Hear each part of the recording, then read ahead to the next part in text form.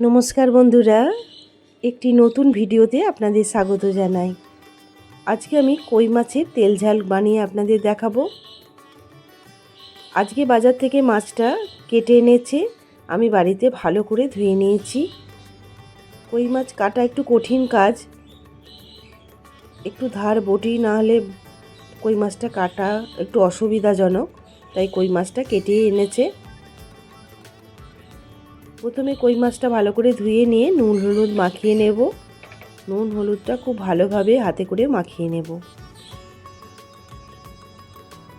নুন হলুদটা মাখানো হয়ে গেলে যে পাত্রে আমি মাছগুলো ভাজবো সেই পাত্রে একটু ননস্টিক করে নেব। পাত্রটা গরম করে একটু জল দিয়ে ধুয়ে ফেলে দেব। এইভাবে পাত্রটা রেডি করে নিলে তাহলে মাছগুলো আর আটকে যাবে না। এরপর ওই পাত্রেই সরষের তেল দিয়ে তেলটাকে খুব ভালোভাবে গরম করে নেব। আর তেলটা গরম হয়ে গেলে একটু হলুদের ছিটে দিয়ে দেবো তেলের মধ্যে, তাহলে মাছ দেওয়ার সঙ্গে সঙ্গে তেলটা ছিটকাবে না। কই মাছ একটু হালকা করে ভাজবো।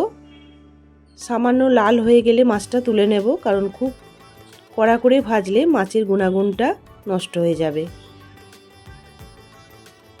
কই মাছও তো জিওল মাছ, এরও একটা গুণাগুণ আছে। মাছটা হালকা লাল করে ভেজে নিয়ে তুলে নিলাম।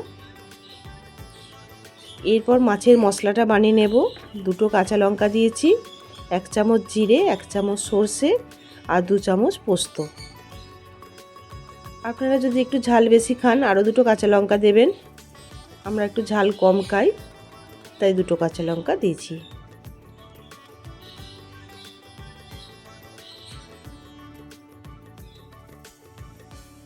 এরপর ওই মাছ ভাজা তেলেই কালো জিরে ফোড়ন দিয়ে মশলাটা ভালো করে কষিয়ে নেব।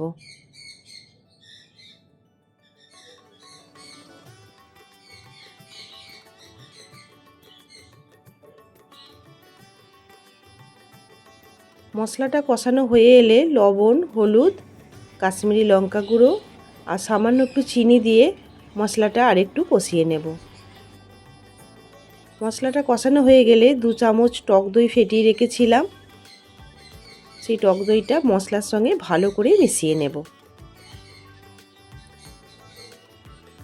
এবার মশলা থেকে তেল ছেড়ে দিলে মশলা ধোয়া জলটা দিয়ে দিলাম। ঝোলটা ফুটে উঠলে মাছগুলো দিয়ে 5 মিনিট ঢেকে মাছটা হতে দেব। তারপর মাছটা রেডি হয়ে যাবে। আমার রান্নাটা প্রায় শেষের দিকে। সম্পূর্ণ ভিডিওটা যদি আপনাদের ভালো লেগে থাকে আপনারা জানাবেন। আপনারা ভালো থাকবেন, সুস্থ থাকবেন এবং আগামী দিনগুলো আনন্দের সঙ্গে কাটাবেন। নমস্কার।